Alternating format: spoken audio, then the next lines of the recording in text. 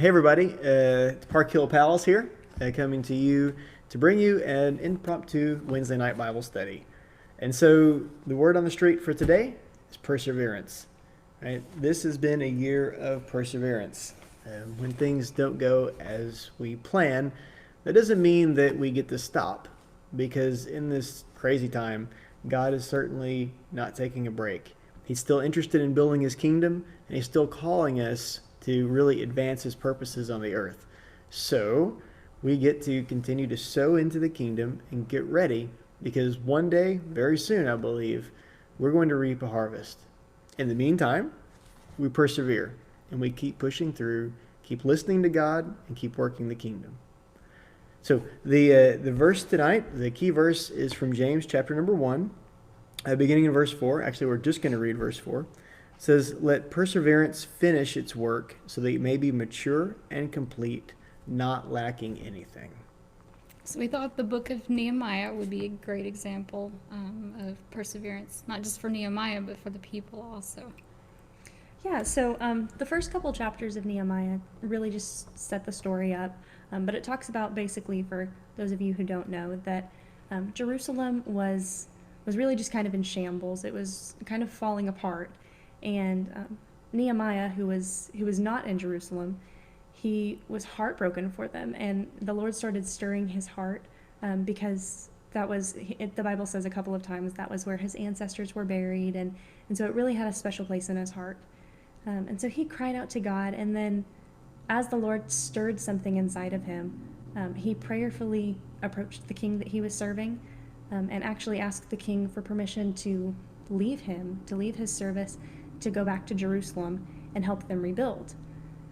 And he kind of asks for a lot. Actually, he doesn't just ask if he can step away and leave the king, but he asks, in addition to leaving your service, can I have these letters for safe travel? And also, can you reach out to the guy in charge of the royal forest? Because I'll probably need timber to rebuild Jerusalem. And through the power of his prayer and the favor that the Lord blessed him with, the king graciously said yes. And so Nehemiah was able to return to Jerusalem. And I think this is a really kind of an encouraging word, because the way that I looked at it was that the Bible does talk about a couple of times that Nehemiah didn't tell anyone. He didn't tell the officials. He didn't tell the Jews or anyone who would be involved in rebuilding Jerusalem what his thought was. He didn't tell them that he was coming with the intention of rebuilding.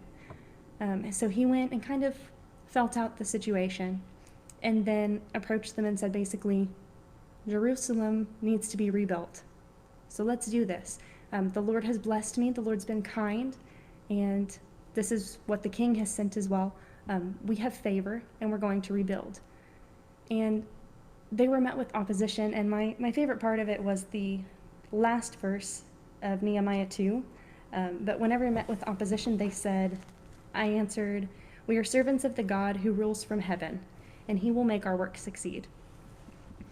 And so whenever I was reading through that, I was thinking of this from a couple of perspectives. So first of all, I think this is a message of hope for those of us who are dealing with something kind of impossible. Maybe it's related to a pandemic or political unrest, or maybe it's something that we were dealing with long before this year and everything that it brought. But I think it's a message of hope that the Lord, he saw this coming, and even though we may not see him working in the middle of the situation, he may very well have already sent something. He may have sent the means to carry us through. But I also think this is a message of hope for the church, because the one thing that I really picked out was the people of Jerusalem were God's people. They were his chosen people, and he had a plan for them. And even though they didn't know, again, he had already sent the means to carry them through their situation. And as followers of Christ, we're God's people. He loves us and he provides for us. And in his favor and his infinite wisdom, he may very well be carrying us through this situation without us even realizing it. Mm-hmm. Absolutely. And then Nehemiah gets all the people together to rebuild the wall, and that's not a small task. I mean, it's a big wall. It's a big city, and there's danger involved as well. But he did something very strategic, and this is where I love the part of Nehemiah that speaks to leadership as well as perseverance. But he takes the families and the different households and makes them to work on the wall that's next to their house.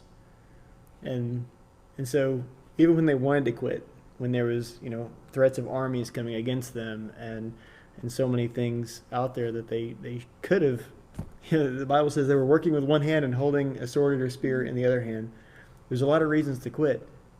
But at that minute, they had skin in the game because they were building the wall by their house. And so, ladies and gentlemen, church, we've got skin in the game, right? I know that building the kingdom is not always easy, that praying for your family is not always easy, that choosing to do the right thing is not always easy.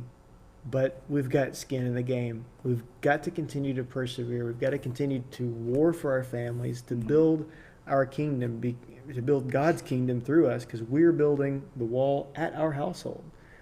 And this is our generation for the church.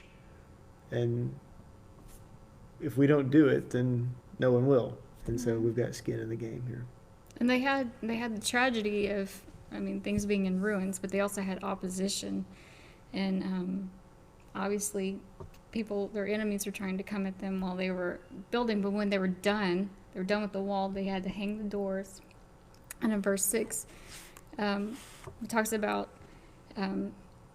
two specific instances where they could have, Nehemiah specifically could have gotten distracted, thrown off course. He was basically done.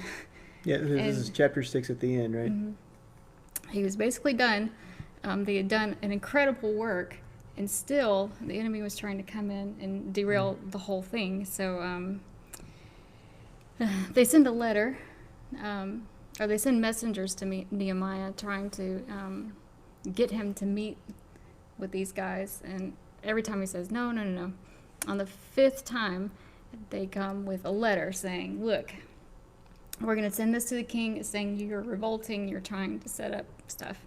And Nehemiah's response was, nothing like what you're saying is happening. You're just making it up out of your head. They were all trying to frighten us, thinking their hands will get too weak for the work and it will not be completed. But I prayed, Nehemiah, now strengthen my hands. So they had done a lot of work. They were tired. And the enemy was still picking at them, trying to get them to quit. But they didn't stop there. So they persevered through that part. But then Nehemiah, these people come to him and they say, hey, people are trying to kill you. Come hide in the temple. These were people of God. These were people claiming to be prophets. And they were saying, come take shelter in the house of God. Come hide in here. And Nehemiah's like, let's see, help me out. But 11, but I said, should a man like me run away, or should someone like me go into the temple to save his life? I will not go. I realized that God had not sent him, but that he had prophesied against me because Tobiah and Sanballat had hired him. He had been hired to intimidate me so that I would commit a sin by doing this, and then they would give me a bad name to discredit me. So he was tired. They had done a lot of work. This was almost complete. And the enemy, again, is still coming at them. But he used discernment. He recognized this was not from God. And that's what we've got to do. We can't get distracted.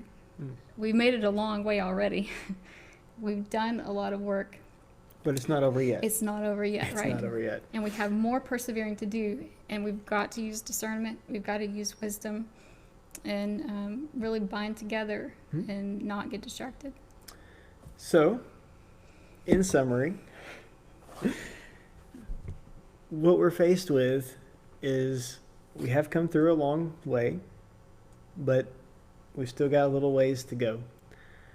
And we've got to realize that tonight, God is probably already orchestrating somebody, like Courtney was saying. God is already orchestrating an escape, a plan, a purpose. Maybe not even escape. Maybe we've got to walk through this. But it's for a purpose. It's for building the kingdom. God is already doing that in the background. Right? We've got to realize that we've got skin in the game and that we cannot give up. We've got to persevere. And just when it looks like we're going to punch through, The enemy's going to come in and poke at us because that's just the way that he works. But we're gonna bind those things that we can, right? And we're gonna pray against those things, and we're going to persevere. We're going to continue to serve the Lord with all of our hearts, minds, body, soul, and strength. We're going to continue to preach the gospel, and the church is going to continue to grow, right? The Big C church, right? All around the world, all across America, right here in Central Arkansas, the church is going to grow.